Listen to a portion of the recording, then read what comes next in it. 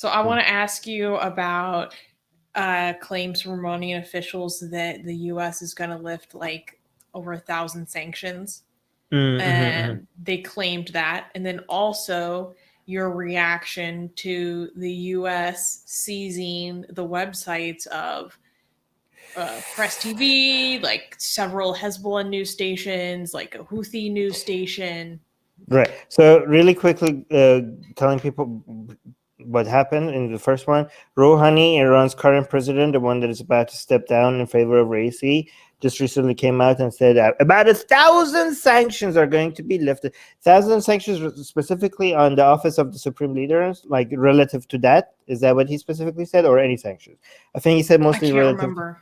Yeah. So here's the thing: we don't know because for the past couple of months they keep coming out. Rouhani is like, everything is going so fast, so forward, so beautifully. Sanctions are going to be removed any day now, during my regime, not the next president, my administration. We did this, we get the credit.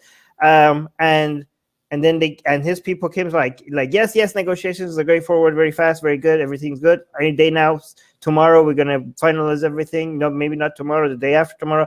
And then it comes out is like, actually there's complications, and they're like, oh my. And then again keeps happening. So at some point when they say tomorrow, like this is gonna happen, they're gonna be right? But I'm not gonna. I don't trust Rouhani anymore, or his people, on when anything is going to go forward, because they're just so eager to keep advertising how fast things are going forward, because he wants to get credit for the success of the negotiations in Iran. But every time he says like, yep, it's done, we keep hearing, like after a while, we keep hearing, no, actually there's a lot of complications. Again, at some point he's going to be right. I don't know if this is if this is that time, because he has been crying wolf so many times, right? So one, and another thing, that the second thing you ask is about United States just recently banned a whole bunch of Islamic Republic of Iran's related, like the Houthi channels, Persian channels, Arabic channels that are related to Iran's government, banned a whole bunch of websites. And a lot of people, like now that you go there, it looks like it tells that this website has been removed and blah blah blah. But that the FBI seized your website. Yeah, but a lot of people are saying that this is anti-free speech stuff.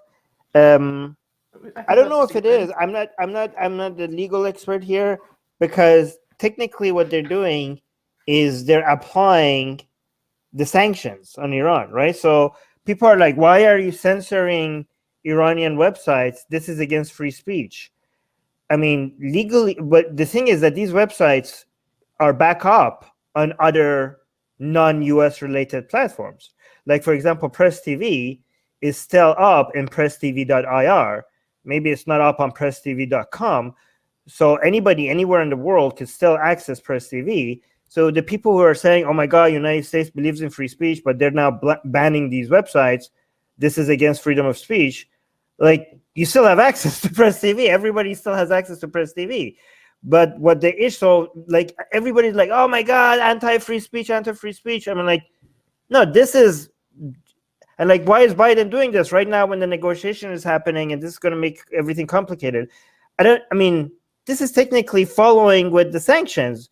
I think this was not even the Biden's doing. This was just the bureaucratic process of all of these websites being banned just finally took place.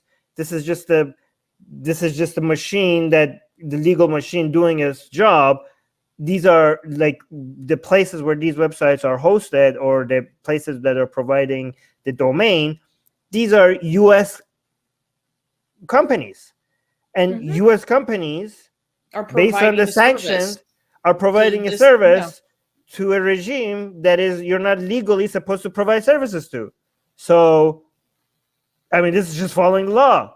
So I don't know. Is this like a violation of a free speech when people are like, no, you can't just do it on American platforms. You could do it. Nobody's stopping you to spread your propaganda somewhere else. Like, is this for anti-free speech? Like, has anybody lost access to Press TV? No, I don't think this is anti-free speech.